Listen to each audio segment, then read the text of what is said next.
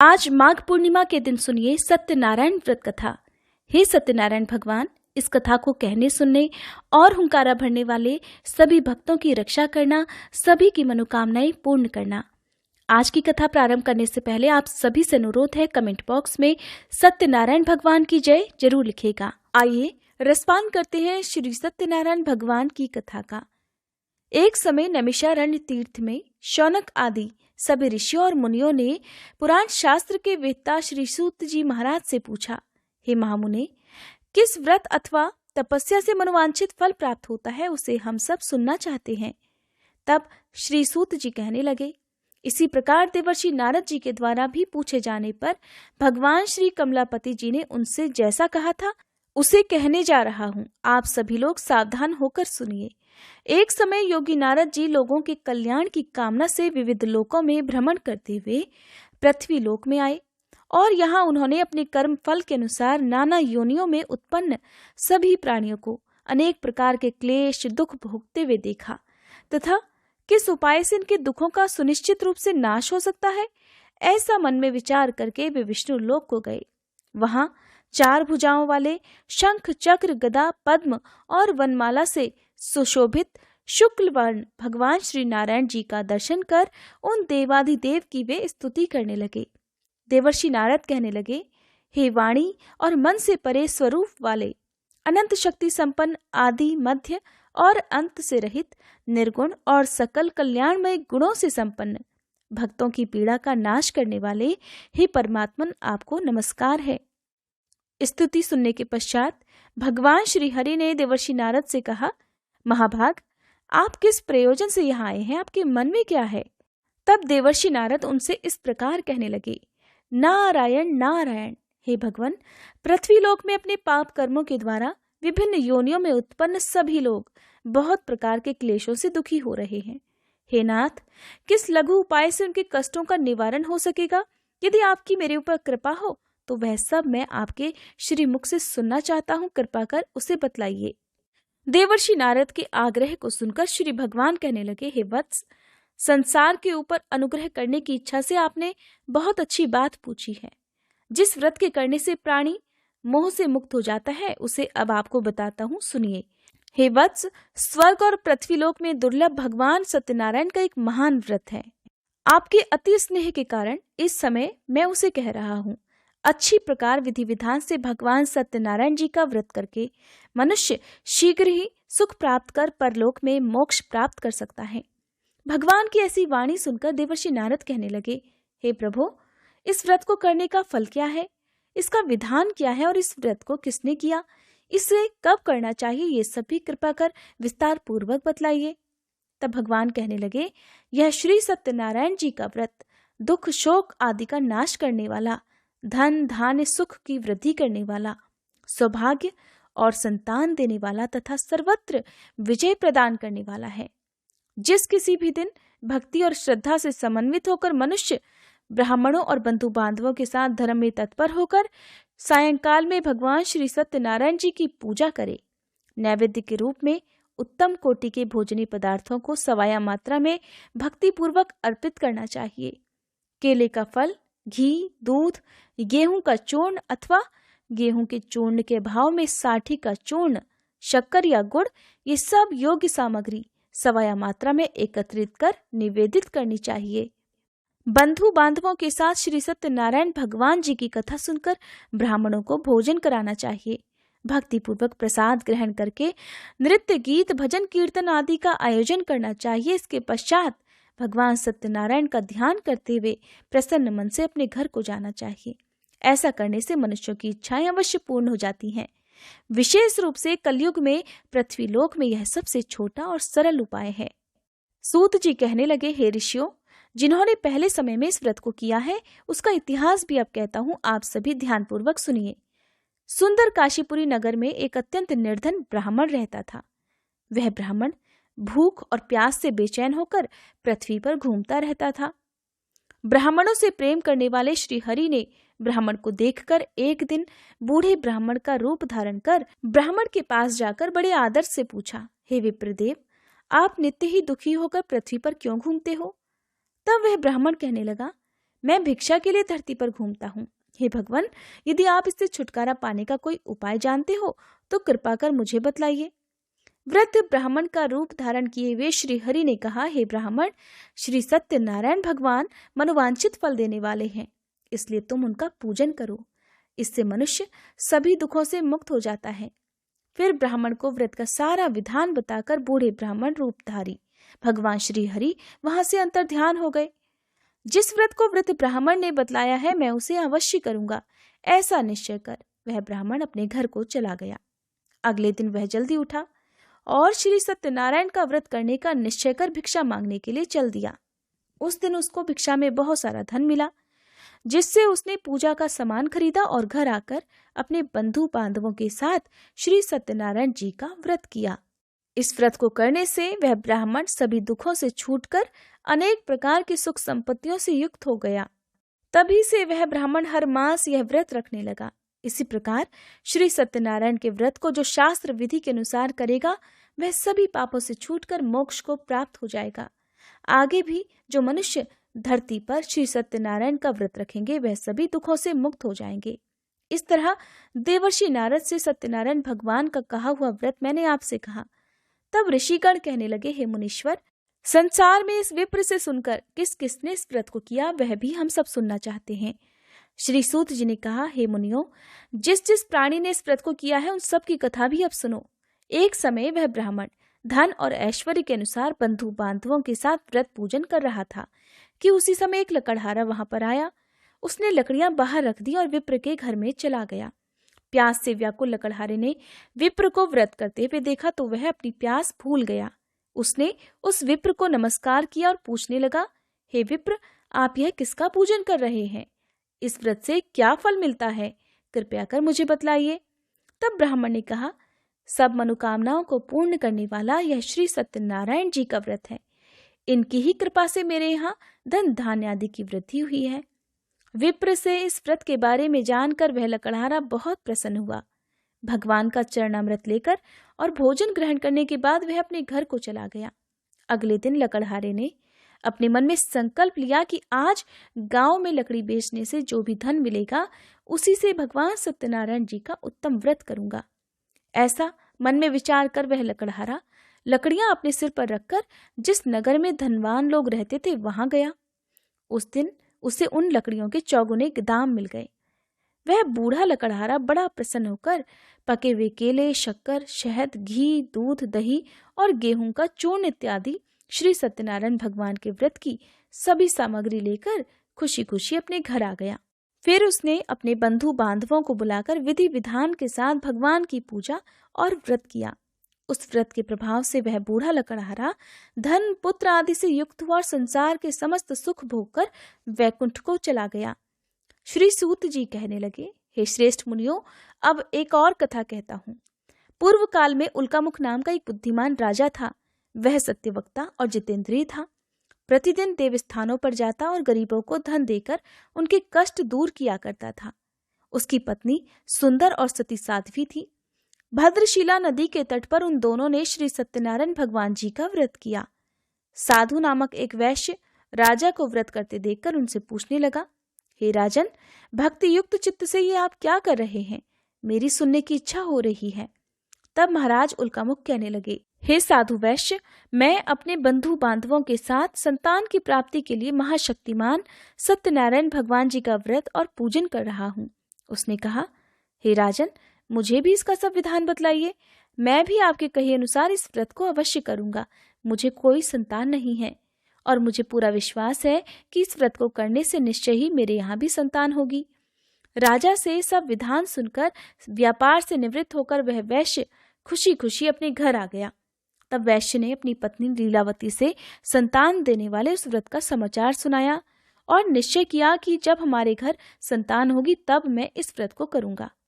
एक दिन उसकी पत्नी लीलावती सांसारिक धर्म में प्रवृत्त होकर गर्भवती हो गई। उसने कुछ महीने बाद एक सुंदर कन्या को जन्म दिया। कन्या का नाम रखा गया कलावती। कन्या के जन्म के बाद लीलावती ने अपने पति को स्मरण दिलाया कि आपने जो भगवान का व्रत करने का संकल्प लिया था अब आप उसे पूरा कर लीजिए। साधु वैश्य कहने लगा, हे प्रिय, मैं कन्या के विवाह पर इस व्रत को करूंगा। इस प्रकार अपनी पत्नी को आश्वासन देकर वह व्यापार करने चला गया। काफी दिनों के बाद जब वह वापस लौटा तो उसने नगर में सखियों के साथ अपनी पुत्री को खेलते देखा। वैश्य ने तुरंत कलावती के लिए कोई सुयोग्य वर की तलाश की।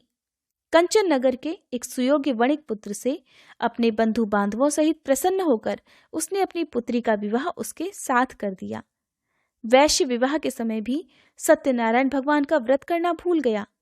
इस पर श्री सत्यनारायण भगवान की लीला हुई। अपने कार्य में कुशल साधु नामक वैश्य अपने दामाद सहित नाव लेकर व्यापार करने के लिए समुद्र के किनारे स्थित रत्नसारपुर नामक नगर में गया। दोनों दामाद और ससुर राजा चंद्रकेतु के नगर में व्यापार करने लगे। एक दिन भगवान सत्यनारायण जी की माया से प्रेरित होकर एक चोर राजा का धन चुराकर भागा जा रहा था। राजा के दूतों को अपने पीछे आते देखकर चोर ने घबराकर राजा के धन को उनकी नाव में छुपाकर रख दिया और वहां से भाग गया, जहां पर ससुर और जमाई थे। जब राजा के धन को उनकी नाव में रखा हुआ देखा तब पकड़कर राजा के समीप जाकर सिपाही कहने लगे कि महाराज, हम ये 2 चोर पकड़कर लाए हैं, आप आज्ञा दीजिए। राजा ने उन दोनों को कारागार में डालने की आज्ञा दे दी।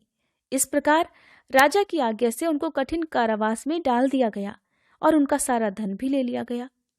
सत्यनारायण भगवान जी की लीला के अनुसार साधु वैश्य की पत्नी लीलावती और पुत्री कलावती घर पर बड़ी दुखी रहने लगी।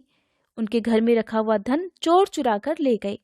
एक दिन शारीरिक और मानसिक पीड़ा और भूख प्यास से अति दुखी होकर भोजन की चिंता में कलावती एक ब्राह्मण के घर गई। उसने श्री सत्यनारायण भगवान का व्रत वहां पर होते हुए देखा। उसने कथा सुनी और प्रसाद ग्रहण कर रात को अपने घर वापस आई। तब माता ने अपनी पुत्री को इतनी देर से आकर देखा तो कहा कि हे पुत्री, अब तक तू कहाँ रही और तेरे मन में क्या है? तब कलावती कहने लगी, हे माता, मैंने श्री सत्यनारायण भगवान का व्रत होते देखा है।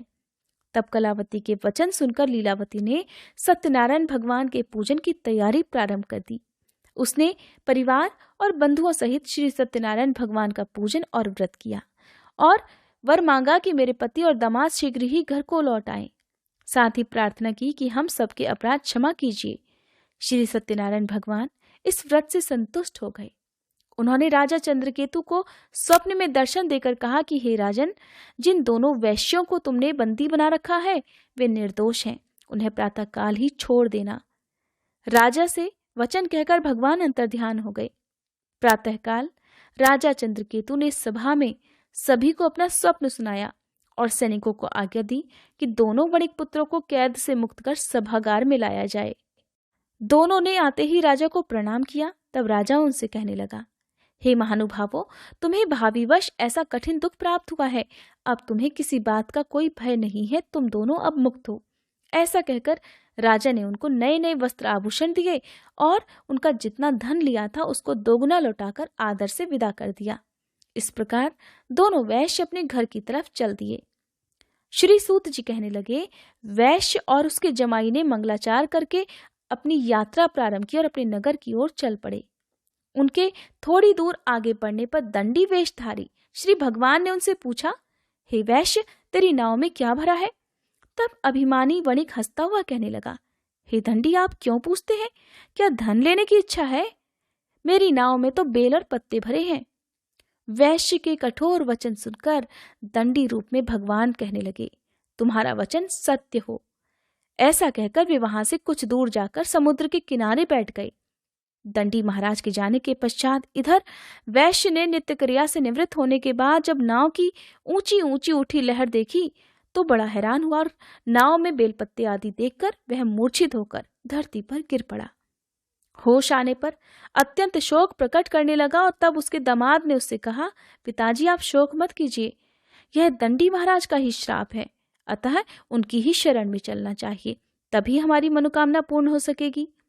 दामाद के ऐसे वचन सुनकर दंडी महाराज के पास वे दोनों जा पहुंचे और भक्तिभाव से प्रणाम करके वह वैश्य कहने लगा, हे महाराज, मैंने जो आपसे असत्य वचन कहे थे उसके लिए मुझे क्षमा कर दीजिए।